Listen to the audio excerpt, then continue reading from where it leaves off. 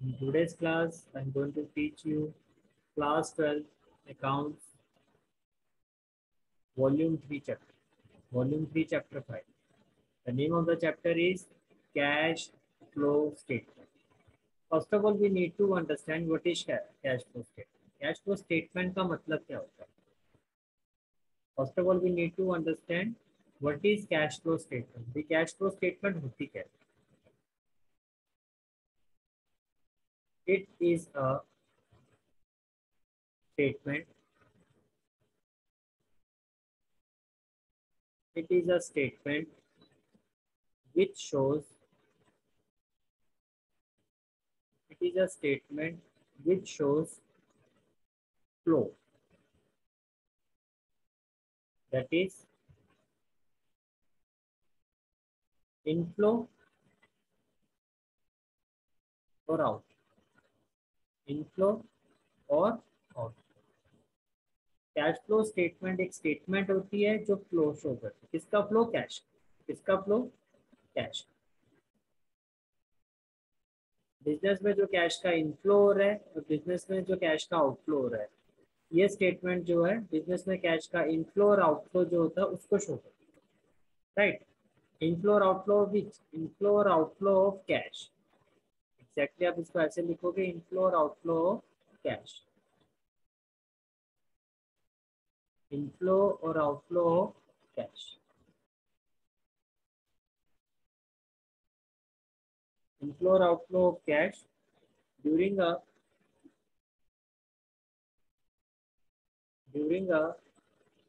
particular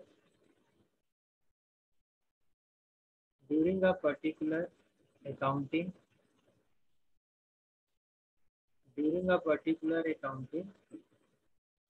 किसी particular year में, किसी भी पर्टिकुलर ईयर में जिस स्टेटमेंट के थ्रू कैश का पूरे साल में कि कैश का कितना इनफ्लो हुआ है, कितना आउटफ्लो हुआ है, उस स्टेटमेंट को हम क्या कहते हैं? Cash flow statement. उस स्टेटमेंट को हम क्या कहते हैं? Cash flow statement. Now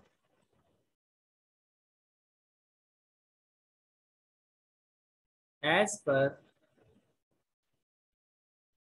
accounting standard as per accounting standard 3,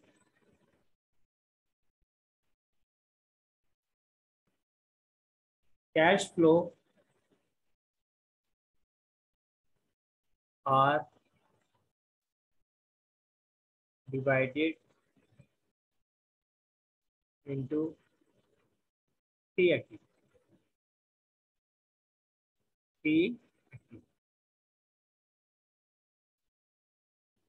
counting standard 3 के अकॉर्डिंगली जो ये कैश फ्लो होता है, बिजनेस में जो भी कैश फ्लो होता है, उसको हम 3 एक्टिविटी में डिवाइड करते हैं. तो हम कितनी एक्टिविटी में डिवाइड करते हैं? 3 एक्टिविटी में. First one is operating activity. First one is operating activity. Second one is investing activity.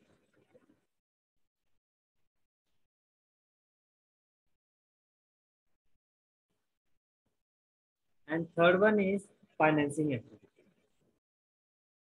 And third one is financing. तो अभी तक हमने क्या समझा कि कैश फ्लो स्टेटमेंट क्या होता है? It is a statement which shows flow. Flow means inflow और आउटफ्लो. किसका? कैश का. It is a statement which shows flow, that is inflow or outflow of cash during a particular accounting year. Then as per accounting standard 3, cash flow जो भी business में होता है उसको हम थ्री, यानी कि बिजनेस में जो भी कैश का फ्लो होता है उसको हम 3 एक्टिविटीज में डिवाइड करते हैं. First one is operating activity, second one is investing activity, and third one is financing activity. Right.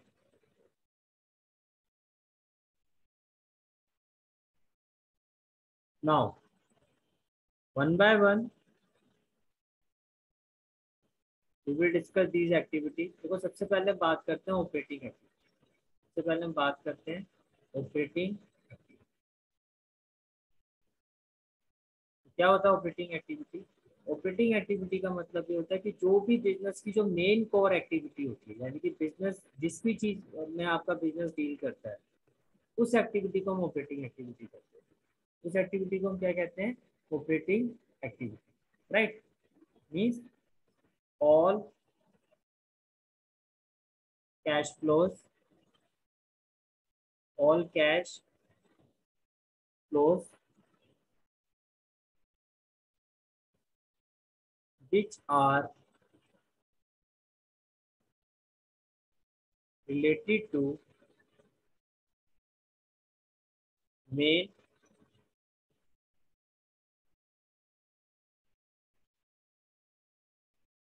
main core activities of business, main core activities of business,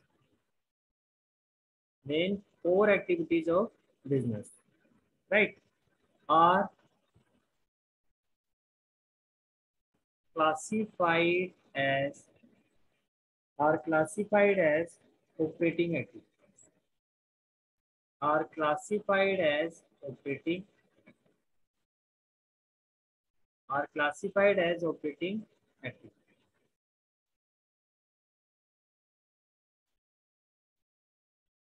for example, जैसे कि अगर मैं एक example लेता हूँ, इन case of manufacturer,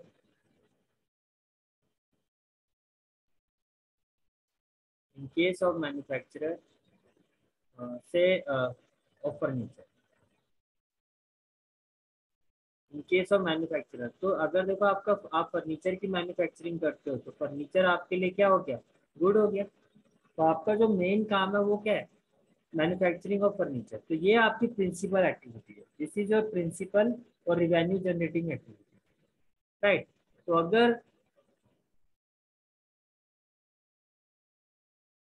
आप furniture की, यानी कि ये फर्नीचर जो आपका यहाँ पर क्या गुड है, अगर आप इसकी परचेज करते हो या आप इसकी सेल करते हो, इस एक्टिविटी से जो भी कैश का फ्लो होगा, चाहे वो इनफ्लो हो, जैसे आप परचेज करोगे तो क्या होगा?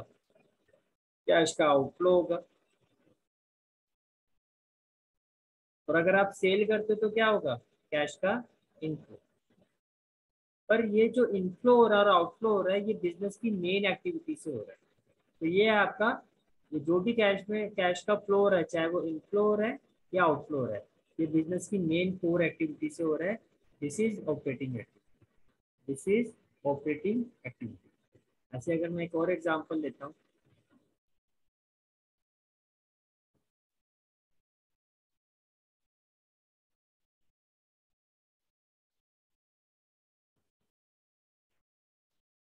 लाइक फॉर बैंक, अगर हम बैंक का एग्जांपल लें, तो बैंक के लिए जो मेन ऑपरेटिंग एक्टिविटीज होंगी वो क्या क्या होगा? लाइक बैंक के लिए मेन ऑपरेटिंग एक्टिविटीज क्या होगी? इंटरेस्ट रिसीव्ड ऑन लोन, ये बैंक के लिए मेन कोर एक्टिविटी है, राइट? यानी कि बैंक ने जो भी लोन प्रोवाइड किया है, जो भी बैंक ने लोन प्रोवाइड किया उस पर बैंक जो भी इंटरेस्ट रिसीव कर रहा है, ये बैंक की क्या होगी? Main core activity, right? और interest paid on deposits with bank, interest paid on deposits with bank. भाई जो भी हम लोग बैंक में पैसा डिपॉजिट करवाते हैं, तो बैंक जो हमें इंटरेस्ट पे करता है, ये भी बैंक की क्या है? मेन कोर एक्टिविटी है, right? Apart from this,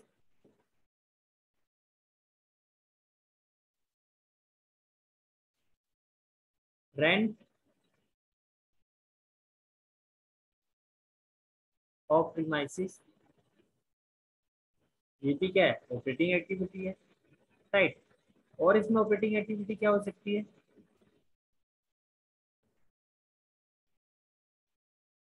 staff sale, staff staff sale, okay. तो अभी तक आपने क्या समझा? दैट जो भी कैश फ्लो स्टेटमेंट होती है हमारी, उसको हम 3 एक्टिविटीज में डिवाइड करते हैं, divided into 3 activities, divided into 3 activities, right. First one is operating activity. Operating activity क्या होती है? All cash flows which are related to main और core activity of business are classified as operating activity, are classified as operating activity, are classified as operating activity. Then in case of manufacturer, अगर जैसे manufacturer की बात करते हैं, furniture, मान लो कोई manufacturer जो फर्नीचर की मैन्युफैक्चरिंग करता है, तो जिस चीज में आपका बिजनेस होता है या जिस चीज में आप डील करते हो, वो आपके लिए क्या हो जाता है? गुड। आप फर्नीचर में डील कर रहे हो, आप फर्नीचर की मैन्युफैक्चरिंग करते हो, फर्नीचर आपके लिए गुड है। अब आप फर्नीचर को परचेज करोगे या सेल करोगे, फर्नीचर को परचेज करोगे, सेल करोगे, ये आपकी मेन कोर एक्टिविटी, राइट। अब इससे रिलेटेड आप कोई भी चीज परचेज करोगे या सेल करोगे, ये बिजनेस की मेन कोर एक्टिविटी है। तो इससे रिलेटेड जो भी कैश का आउटफ्लो होगा, इनफ्लो होगा, वो किससे रिलेटेड है? वो किस एक्टिविटी से होगा? ऑपरेटिंग एक्टिविटी से। फिर हमने एक और एग्जांपल लिया, take another example, that is we take an example of bank. तो बैंक के केस में मेन कोर एक्टिविटी क्या क्या होगी कि बैंक जो भी लोन प्रोवाइड करता है, बैंक जो भी लोन प्रोवाइड करता है उस पर जो इंटरेस्ट रिसीव होता है, या interest paid on deposit with bank, या बैंक में जो हम डिपॉजिट करते हैं उस पर बैंक जो हमें इंटरेस्ट पे करता है, या अगर जो भी बैंक है, अगर बैंक उस प्रीमाइसिस का रेंट पे कर रहा है, तो ये भी उसकी क्या ऑपरेटिंग एक्टिविटी है। तो जो भी बैंक में स्टाफ काम कर रहा है उसको सैलरी प्रोवाइड करना, ये भी क्या है? ऑपरेटिंग है। ये भी क्या है? Operating activity, right.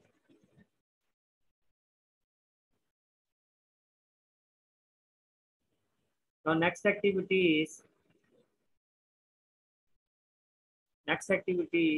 investing activity.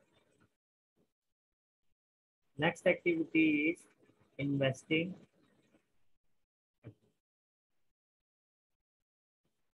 Next activity is investing activity. Investing activity क्या होता है? Activity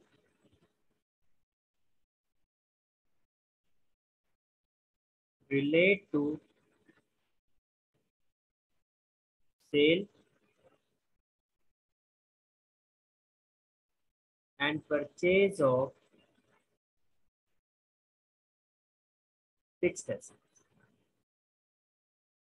Sale and purchase of fixed assets or non-current or non-current investment, right? Non-current investment. Investing activity में क्या होता है? एक्टिविटी रिलेट टू, अगर हम किसी फिक्स्ड एसेट्स की सेल कर रहे हैं या फिक्स्ड एसेट्स को परचेज कर रहे हैं, तो उससे जो कैश का इनफ्लो और आउटफ्लो होगा। और non current investment, non current investment कौन सी होती है? जिसका जो टाइम पीरियड होता है वो 1 साल से ज्यादा का होता है। तो ऐसी एक्टिविटी को हम क्या कहते हैं? Investing activity. Such activity are called as investing activity. Next activity is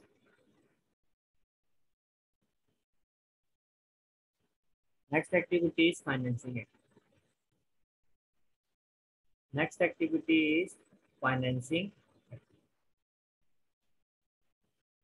financing activity क्या होता है? All cash flows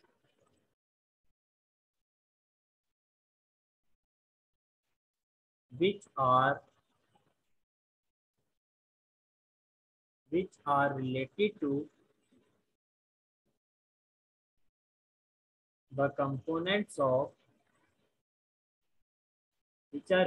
to the components of capital structure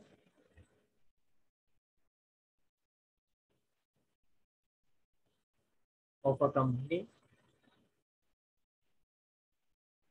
Capital structure of a company are classified as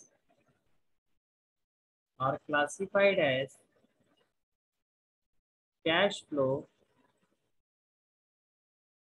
from financing है, cash flow from financing, right. ये आपने business study में chapter study किया होगा अभी, फाइनेंशियल मार्केट का। इसमें आपने क्या फाइनेंस को किस तरह से अरेंज किया, फाइनेंशियल मैनेजमेंट, जो आपने चैप्टर 9 है आपका बिजनेस स्टडी का, फाइनेंशियल मैनेजमेंट, उस चैप्टर में आपने स्टडी किया होगा कि किस तरह से बिजनेस को में फाइनेंस को अरेंज किया जाता है। तो फाइनेंस अरेंज करने का मतलब है कि उसका कैपिटल स्ट्रक्चर जो है, कैपिटल स्ट्रक्चर को किस तरह से रेज किया जाता है। कैपिटल स्ट्रक्चर को किस तरह से रेज किया जाता है, देखो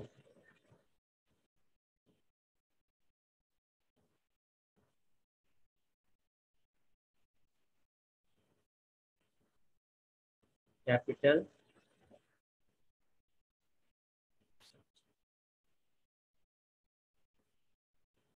बिजनेस में जो कैपिटल स्ट्रक्चर को रेज किया जाता है,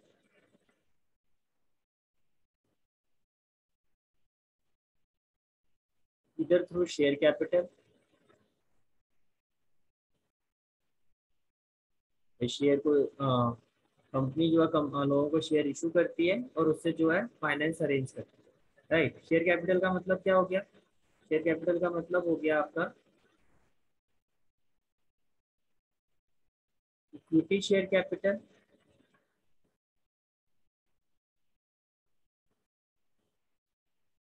इक्विटी शेयर कैपिटल और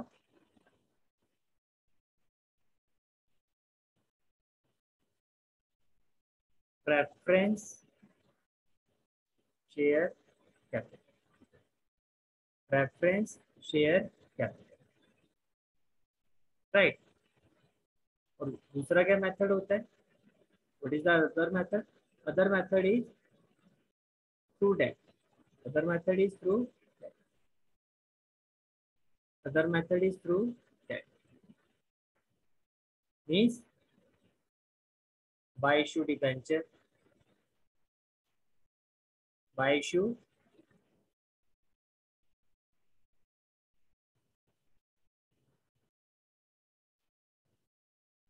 बाय इशू डिबेंचर, बॉन्ड और by taking loan, long term borrowing और शॉर्ट टर्म बोरोइंग, राइट। तो what is capital structure, capital structure का मतलब जो बिजनेस में फाइनेंस अरेंज किया जाता है, जो बिजनेस में फाइनेंस अरेंज किया जाता है उसके कैपिटल स्ट्रक्चर को बनाने के लिए, वो होता है फाइनेंसिंग एक्टिविटी।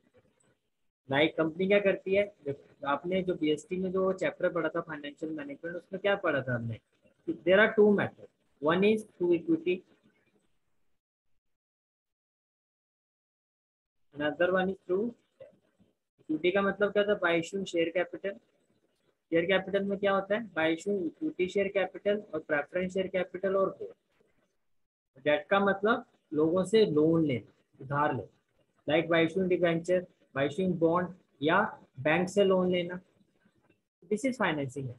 तो अभी तक हमने क्या समझा, first of all what is cash flow statement, it is a statement, what is cash flow statement, it is a statement, it is a statement which shows flow, that is inflow or outflow of cash during a particular accounting year, during a particular accounting year. Then as per accounting standard 3, cash flows are divided into 3 activities.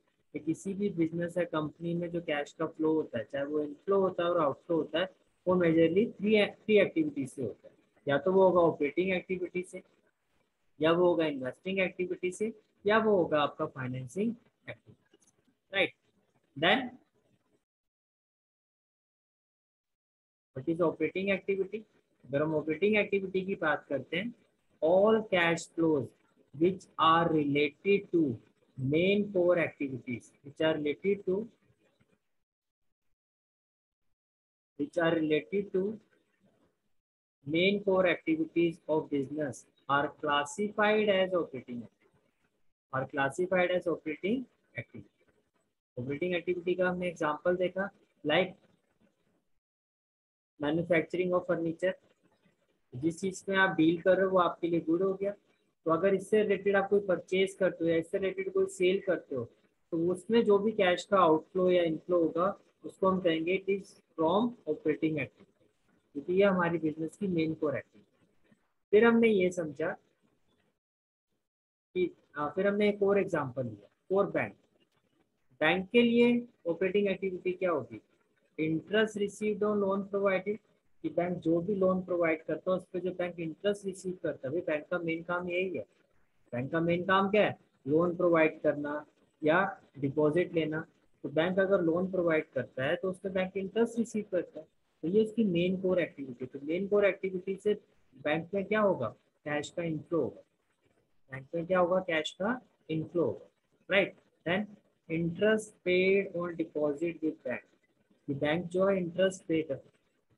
जब जो भी लोग bank में पैसा deposit करवाते हैं, आप ना या जो भी लोग बैंक में पैसा डिपॉजिट करवाते हैं, उसमें हमें क्या मिलता है? इंटरेस्ट मिलता है। बैंक हमें इंटरेस्ट पे करता है। ये भी बैंक की मेन कोर एक्टिविटी है। इसमें क्या होगा? Cash outflow. या बैंक अपने प्रीमाइसिस का रेंट पे करेगा, ये भी मेन कोर एक्टिविटी है। ये बैंक में जो भी स्टाफ काम करता है उनको जो सैलरी दी जाती है, ये भी क्या है? Operating activity. It is also a part of operating activity, right. फिर हमने ये समझा कि इन्वेस्टिंग एक्टिविटी क्या होता है। इन्वेस्टिंग एक्टिविटी क्या होता है? Activity relate to sale and purchase of fixed asset. Fix assets की जो सेल और परचेज से रिलेटेड जो भी एक्टिविटी होती है, नॉन करेंट इन्वेस्टमेंट होती है, उसको हम क्या कहते हैं? Investing activity, right. उसके बाद फिर हमने क्या समझा? थर्ड एक्टिविटी कि फाइनेंसिंग एक्टिविटी क्या होता है। All cash flow which are related to the components of capital structure. तो बेसिकली जो बैंक में कैपिटल का मतलब क्या होता है? जो हम अपने बिजनेस में पैसा डालते हैं वो एक कैपिटल है, उसको कहा जाता है ना कैपिटल। तो जो बिजनेस में वो पैसा डाला जाता है उसको रेस करने के दो मेथड होते हैं। उसको रेस करने के क्या होते हैं? There are two method. Which are those two method? That is इधर रेजिस थ्रू इक्विटी और raises through date.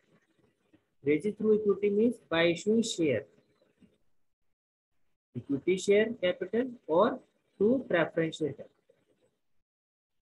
But that means by issue debenture, by issue bond, or by taking loan, short term borrowing or long term borrowing, right?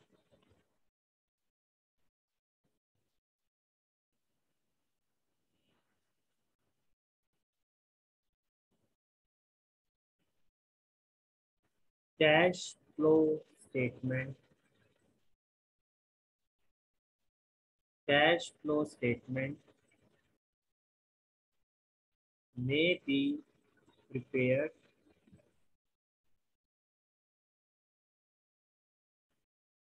either by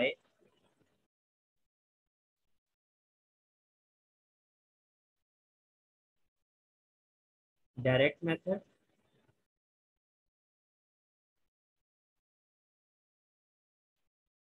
or by indirect। ये जो हम cash flow statement prepare करते हैं, इसको prepare करने के दो method होते हैं। एक होता है आपका डायरेक्ट मेथड और एक होता है आपका इनडायरेक्ट मेथड। ये जो डायरेक्ट मेथड है, this is not a part of your statement, not in statement. तो सर आपको सिर्फ इतना पता होना चाहिए कि कैश फ्लो स्टेटमेंट बनाने के दो मेथड होते हैं, एक होता है डायरेक्ट और एक होता है इनडायरेक्ट, राइट। इनडायरेक्ट मेथड से कैश फ्लो स्टेटमेंट किस तरह से बनाई जाती है, अब हम वो सीखें, राइट। इनडायरेक्ट मेथड से कैश फ्लो स्टेटमेंट किस तरह बनाई जाती है, अब हम वो सीखें। First of all,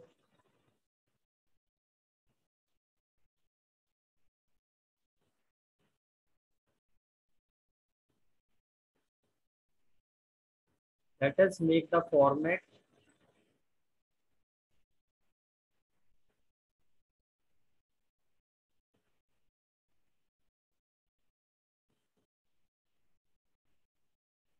of cash flow from operating activity. Cash flow from operating activity.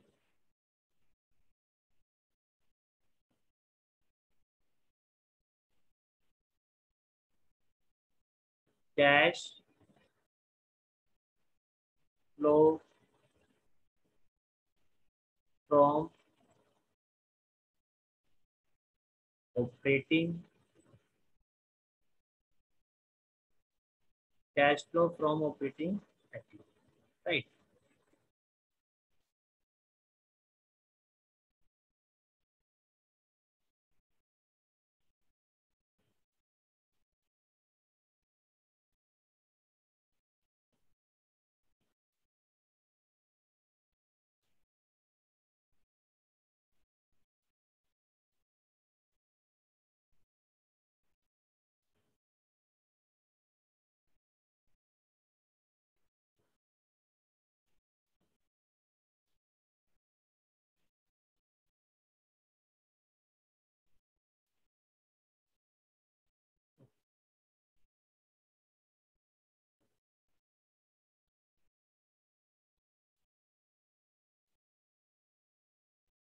Particulars, then particulars and then, सबसे पहले जब आप cash flow from operating activity का जो फॉर्मेट होता है, जो ये इसमें सबसे पहले हमें क्या निकालना होता है, net profit before tax and extra ordinary. सबसे पहले हमें क्या निकालना होता है, net profit before tax and extra ordinary item. इसके लिए हमें एक वर्किंग नोट बनाना है। इसके लिए हमें क्या बनाना होता है, एक वर्किंग, इसके लिए हमें क्या बनाना होता है, एक वर्किंग, राइट। तो सबसे पहले हम यही सीखें। Before proceeding with the next part of this format, पहले मैं आपको यही सिखाऊंगा कि ये जो वर्किंग नोट होता है इसका फॉर्मेट क्या होता है, इसको किस तरह से बनाया जाता है। फिर उससे रिलेटेड कुछ क्वेश्चंस करवाऊंगा। तो जब हम ये सीख जाएंगे फिर हम इसी फॉर्मेट में आगे चलेंगे। ओके।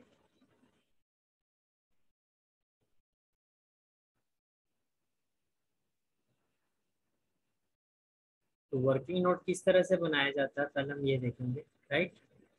वर्किंग नोट में सबसे पहली जो आइटम आती है, जो फर्स्ट आइटम जो वर्किंग नोट में आती है, that is net profit for the, net profit for the, तो कैसे निकालेंगे हम, closing minus, closing minus opening का क्या मतलब हुआ, क्लोजिंग का मतलब करंट ईयर का जो बैलेंस। आपको स्टेटमेंट ऑफ पी&एल गिवन होगा करंट ईयर का, that is closing. Statement of P and L में आपको प्रीवियस ईयर का बैलेंस गिवन होगा, दैट इज ओपनिंग, राइट। तो आपको क्या करना है, जो स्टेटमेंट ऑफ पी&एल में जो करंट ईयर का जो बैलेंस होगा उसमें से जो प्रीवियस ईयर का जो बैलेंस होगा उसको आपको माइनस करना, राइट। तो जो वैल्यू आएगी वो हम यहाँ रुपीज वाले कॉलम में, फिर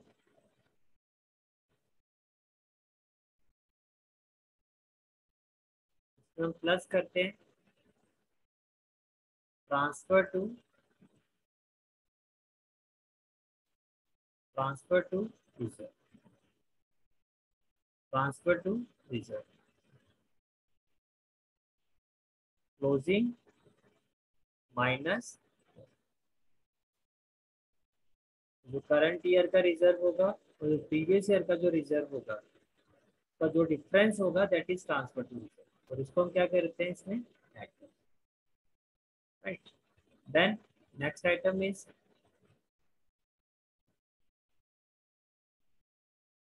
इसमें हम ऐड करते हैं प्रपोज्ड, प्रपोज्ड डिविडेंड। इसमें हम ऐड करते हैं प्रपोज्ड डिविडेंड। ये हमेशा प्रीवियस ईयर का लिया जाता है, ये हमेशा प्रीवियस ईयर का लिया,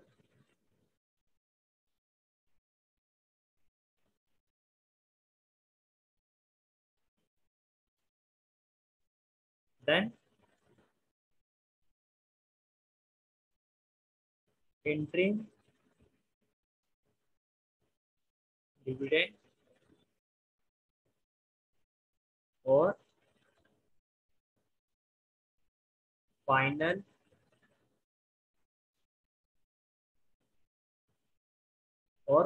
डिविडेंड पेड ऑन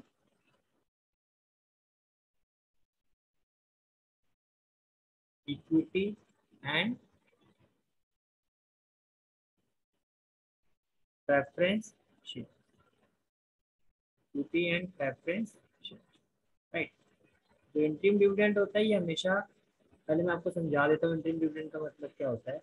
कि अगर किसी भी कंपनी या बिजनेस में ऐसा लगता है कि उनको ये लगता है कि भाई हमारा प्रॉफिट बहुत अच्छा है, साल के बीच में उनको ये लगता है कि हमारा प्रॉफिट बहुत अच्छा जा रहा है, तो जो भी उनके शेयर होल्डर्स होते हैं जिन्होंने ये कंपनी में इन्वेस्ट कर रखा होता है, तो ये कंपनी उनको क्या पे करती है, डिविडेंड पे करती है।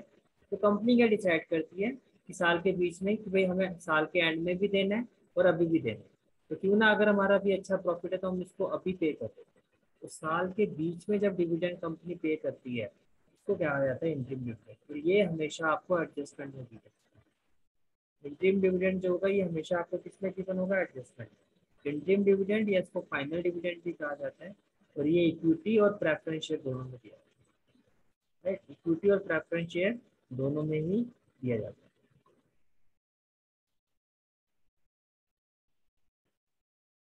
Then provision for tax, provision for tax ये होता है आपका करंट ईयर। क्या होता है आपका करंट, राइट। फिर इसमें हम ऐड करते हैं एक्स्ट्रा ऑर्डिनरी एक्सपेंसेस, इसमें हम ऐड करते हैं एक्स्ट्रा ऑर्डिनरी एक्सपेंसेस। ठीक है, एक्स्ट्रा ऑर्डिनरी एक्सपेंसेस क्या होते हैं, एक्स्ट्रा ऑर्डिनरी एक्सपेंसेस ऐसे एक्सपेंसेस होते हैं जो बिजनेस में रेगुलर ऑपरेशन से नहीं होते, जो बिजनेस के रेगुलर ऑपरेशन से नहीं होते हैं। जैसे कि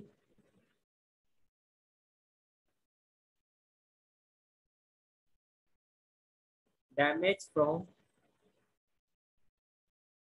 natural disaster, damage from natural disaster like earth, right, ये एक्स्ट्रा ऑर्डिनरी एक्सपेंसेस। और लॉस बाय फायर,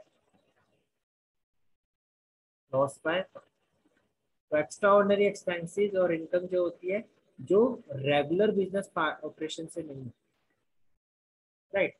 जैसे कि गेन फ्रॉम अर्ली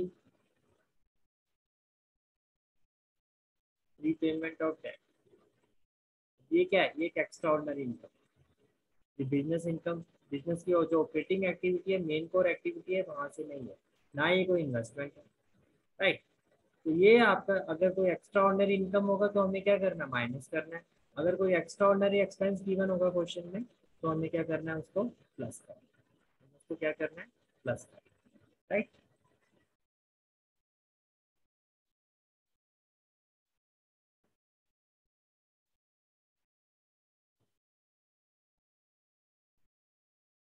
तो हमें माइनस करना है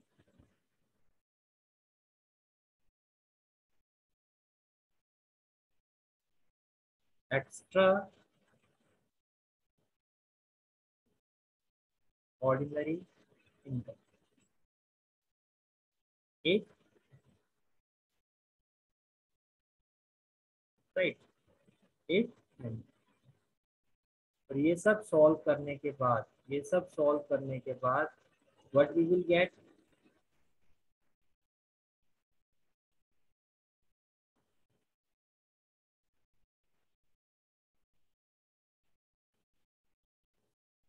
net profit before tax and extraordinary, net profit before tax and extraordinary, right. ये आपका फर्स्ट स्टेप होता है। ये जो वैल्यू आएगी आपकी वो आपको यहाँ लिखनी है।